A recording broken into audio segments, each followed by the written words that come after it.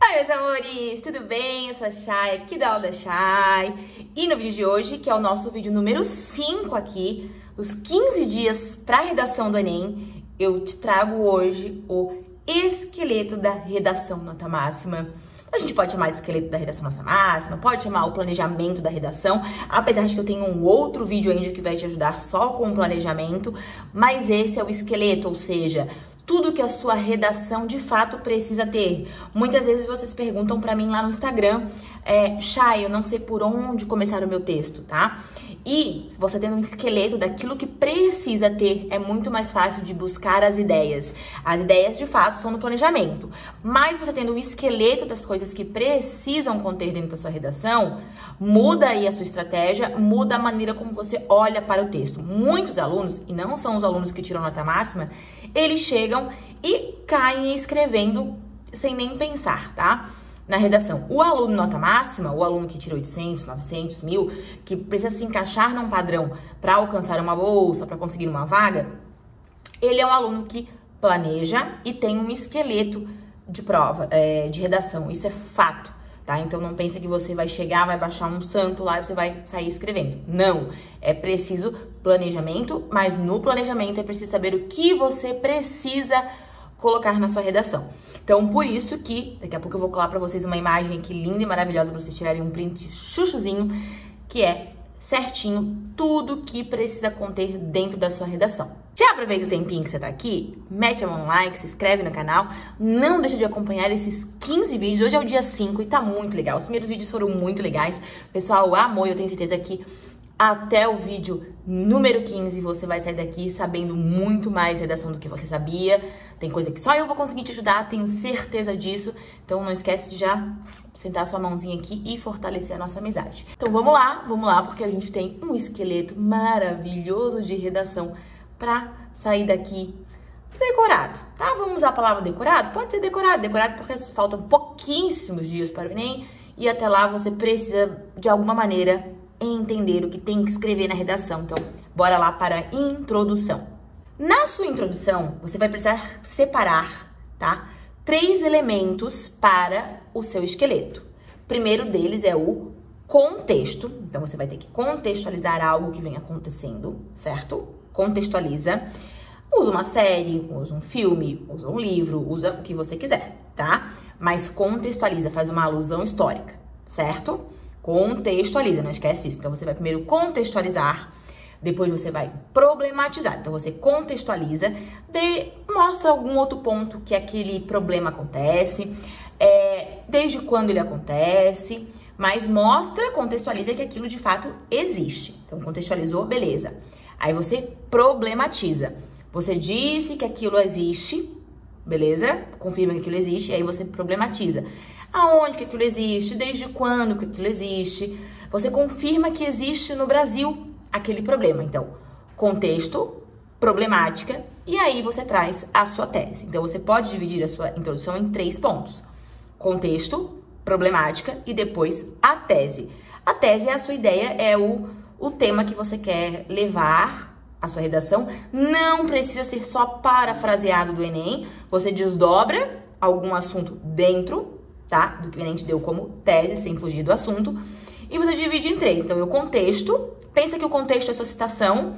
Depois, a problemática, que você comprova isso no Brasil. Você liga ali com o contexto o que está acontecendo no Brasil. E aí, por fim, você encaixa a sua tese. Então, já temos um esqueleto aí muito melhor para sua introdução do que começar ao léu. Você tem a missão de contextualizar, então você vai ter que buscar um repertório para contextualizar.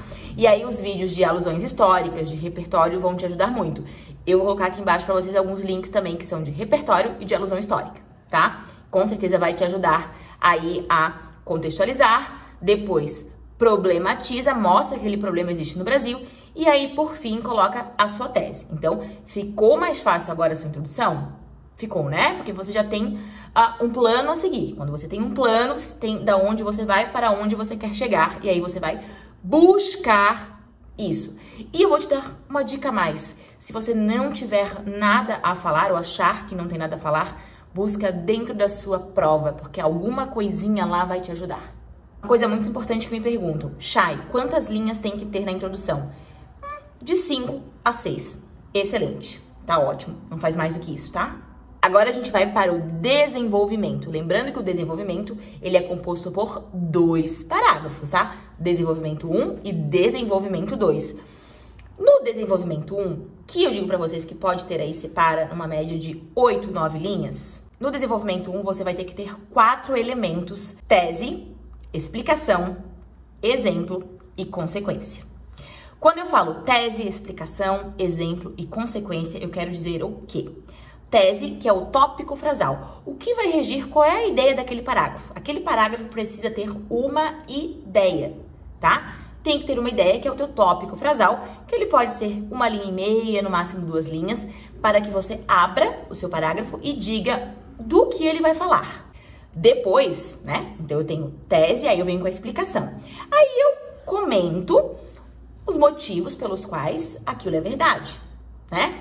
Se eu falo que o Brasil permanência do problema de drogas entre os jovens no Brasil, né? Eu vou ter que explicar por que permanece aquele problema. Então, cuide muito bem o que você vai abordar no seu tópico frasal, porque a ideia é que você confirme aquilo. Esse é o problema que muitos têm de argumentação.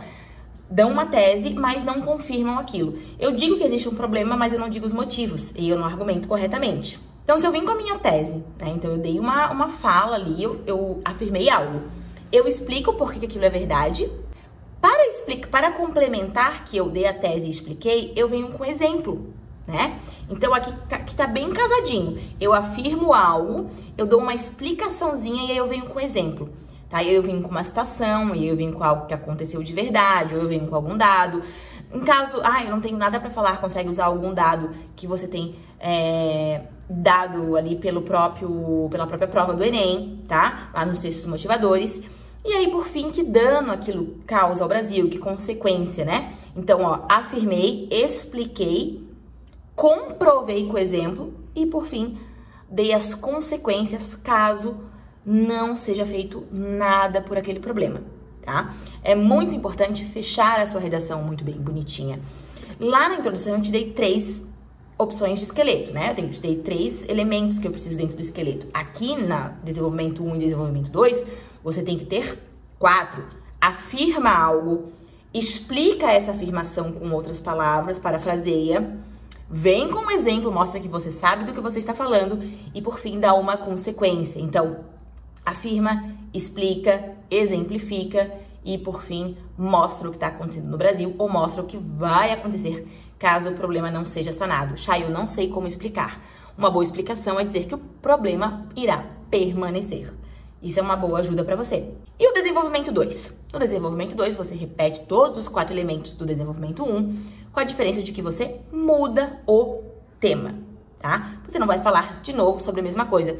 Fala de um assunto consoante, ou então traz um assunto de contraponto. Aí você pode colocar em contraponto com a ideia tal, aí você traz uma outra ideia, você pode dar 2 visões, ou você pode trazer mais um assunto que, de fato, mostre o quanto a sua tese inicial da introdução é verdadeira. Lembra sempre, você afirmou algo na sua tese de introdução e você precisa confirmar o tempo todo que aquilo é verdade, e você precisa trazer ações novas, argumentos novos, citações, exemplos, consequências, para mostrar que aquilo que você falou lá no início, de fato, é verdade.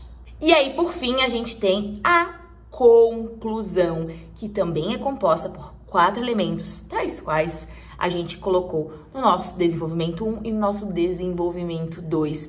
Eu já vou falar, antes de vocês me perguntarem, a quantidade de linhas, que você pode ficar aí entre 6, 7 linhas também já tá bom, tá? Então, separa 5, 6 linhas para sua introdução, 8, 7 linhas para o seu desenvolvimento 1 e depois para o desenvolvimento 2.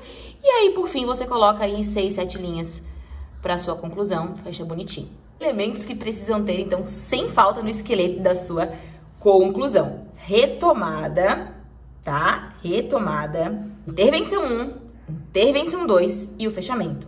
Retomada, intervenção 1, intervenção 2 e o fechamento. Eu também tenho aí 4. Não gosto de fazer o 4 assim, gosto de fazer assim. Então, eu tenho aí também 4 elementos. A retomada é porque eu só volto concluindo, né? Acabo dando uma última explicação. Então, eu digo assim, né? Você pode dizer que apesar disso, se você trouxer uma ideia contrária, ou contudo, um problema persiste, né?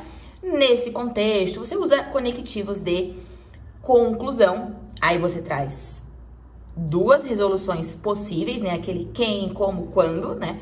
Quem vai fazer, o que vai ser feito, quando vai ser feito, como vai ser feito, tá? Que são aí as suas intervenções, né? Então, retoma só pra mostrar que a gente seguiu a linha ali, uma linha cronológica do que a gente tá falando. Então, você argumentou e fechou concordando com aquilo que você disse. Depois você traz duas soluções, né? Duas soluções, todas fechadinhas, quem, como, quando, onde, tá?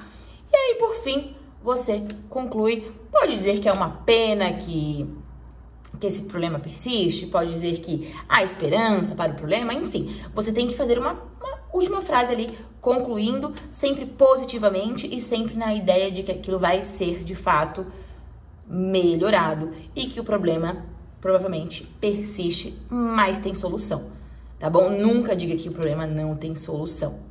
E aí, com isso, você encerra a sua redação. Então, vou deixar aqui, de novo, essa última imagem grande pra vocês, que é o esqueleto. Eu dividi ele todo ao longo aqui do vídeo. E aí, por fim, eu vou deixar ele aqui pra vocês. Printem. Que é o esqueleto geral da redação, que vai, com certeza, te ajudar muito, tá bom, gente? Não esqueçam que amanhã tem vídeo 6. Beijo, beijo, beijo!